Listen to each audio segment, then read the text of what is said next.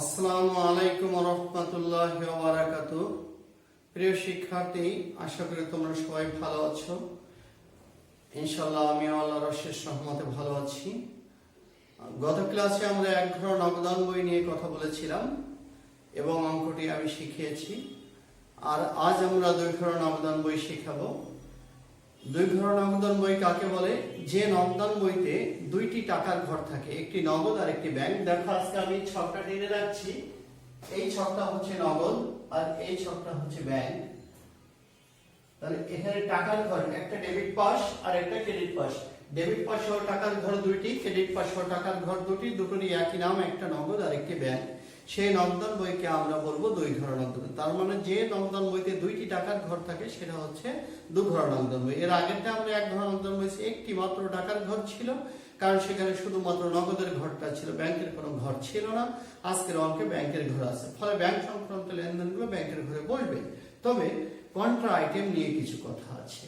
প্রিয় শিক্ষার্থী, তোমাদের জানতে হবে কখন কন্ট্রা হয়। কন্ট্রা শব্দের অর্থ হচ্ছে বিপরীত দাখিলা। কন্ট্রা শব্দের অর্থ কি? বিপরীত দাখিলা। সাধারণ নিয়ম হচ্ছে ব্যাংকে টাকা জমা দিলে বা ব্যাংকে হিসাব খোলা হলে, কারবার প্রয়োজনে বা অফিস প্রয়োজনে ব্যাংক থেকে উত্তোলন করলে কন্ট্রা হবে। তাহলে কি বললাম? ব্যাংকে হিসাব খোলা হলো, ব্যাংকে জমা দেওয়া হলো।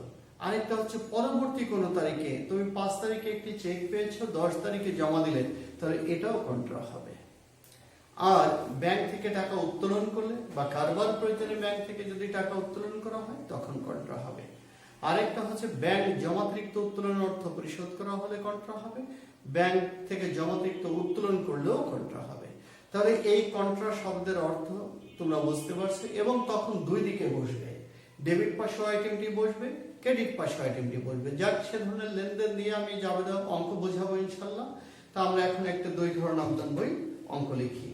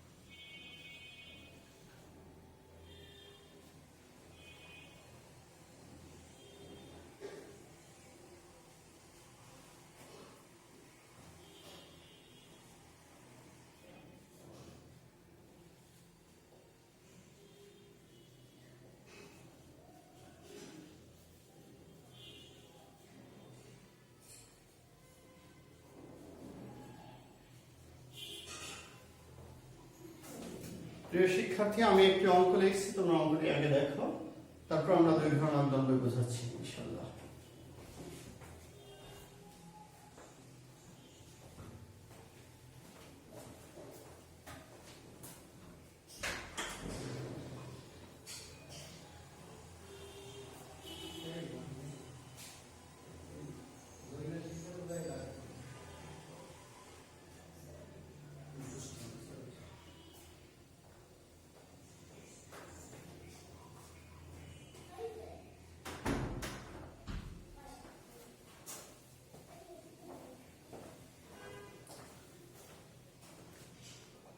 প্রিয় শিক্ষার্থী, আশা করি তোমরা অঙ্কটি দেখছো। আমি একবার পড়ি।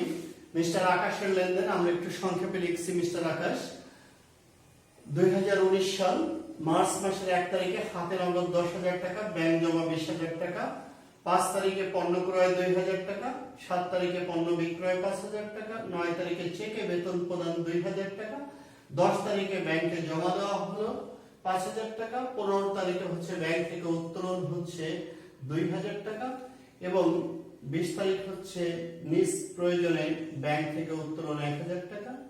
এরপরে হচ্ছে উপভোড়া প্রাপ্তি 5,000 টাকা, ব্যাংক সুদ চার্জ করলো বা ধার্য করলো 1,000 টাকা। এই হচ্ছে আমাদের লেনদেন। এই লেনদেনগুলোর ভিত্তিতে আমরা একটি দুই ঘর নগদান বই করব। তাহলে আসলে আমরা দুই ঘর নগদান বই শুরু করি।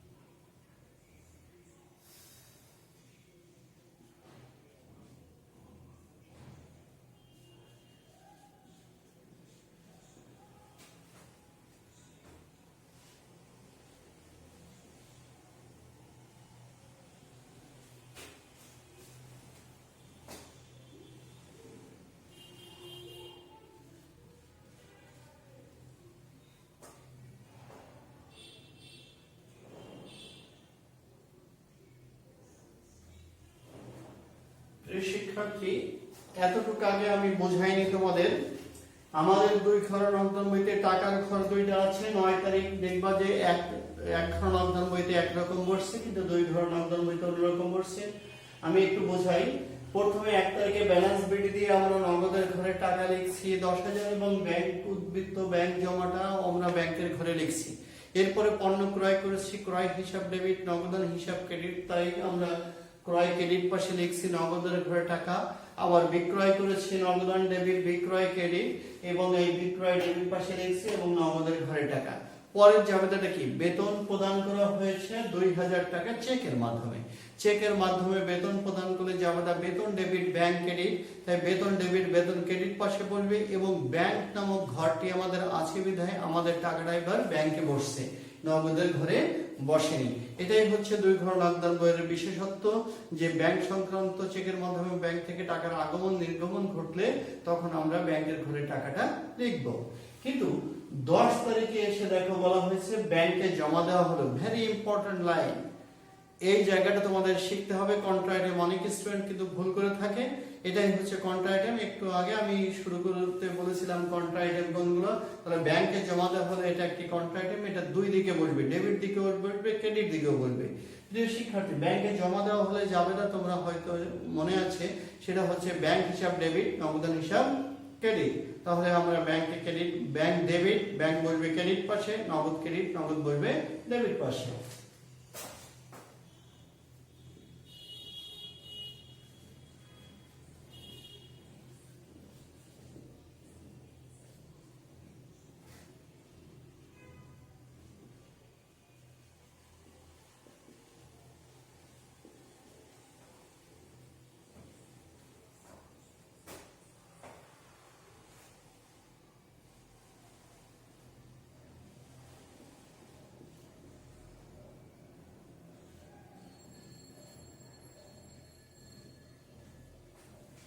দেখো শিক্ষার্থী, এখানে আমরা 10 তারিখে আমাদের 5,000 টাকা যে ব্যাংকে জমা দিয়েছি, ব্যাংক লিখছি আমরা, প্লিজ একটু listen to me. Bank debit পাশে, ব্যাংক জাবেদায় ছিল ডেবিট, লিখছি ক্রেডিটে, টাকাটা লিখছি নগদের ঘরে, আর নগদ ছিল হচ্ছে ক্রেডিট, নগদ বসছে ডেবিট পাশে, টাকাটা হচ্ছে ব্যাংকের ঘরে। এখানে সহজ করে মনে রাখবে, কন্ট্রা আইটেমে যে পাশে নগদ বসবে টাকাটা বসবে ব্যাংকের ঘরে, যে পাশে ব্যাংক বসবে টাকাটা বসবে নগদের ঘরে। এই সহজ কথাটি যদি তোমরা মনে রাখো তাহলে আশা করি তোমাদের সমস্যা হবে না। এবার আমরা আসি ব্যাংক থেকে উত্তোলন, জাস্ট অল্টারনেটিভ, ব্যাংক থেকে উত্তোলন করে যাবে দেখি নগদ আর ডেবিট ব্যাংকের, এটাও কন্ট্রা আইটেম, তাহলে নগদ ডেবিট নগদ ক্রেডিট পাশে চলে যাবে 15 তারিখ।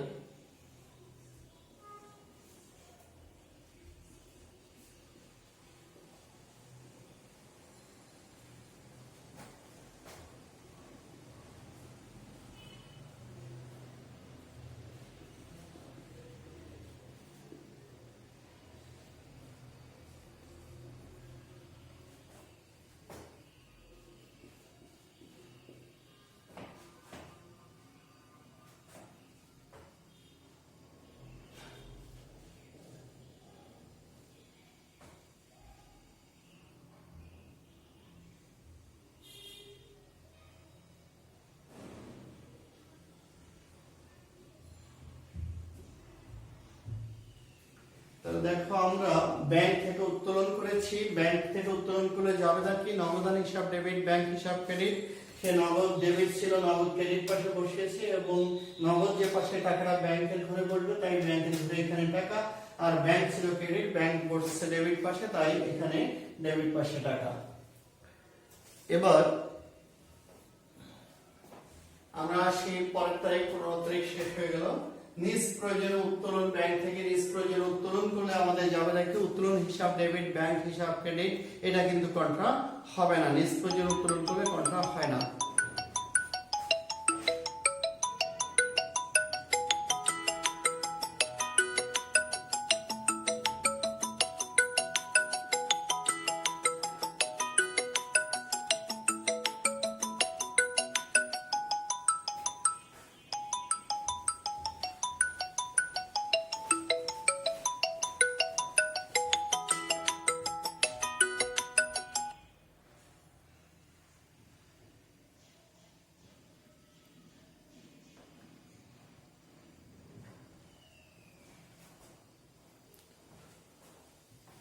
নিজ প্রয়োজনে উত্তোলন করছে, উত্তোলন হিসাব ডেবিট, ব্যাংক হিসাব ক্রেডিট, তাই ব্যাংক ক্রেডিট পাশে বসছে। এরপরে হচ্ছে আমরা আসি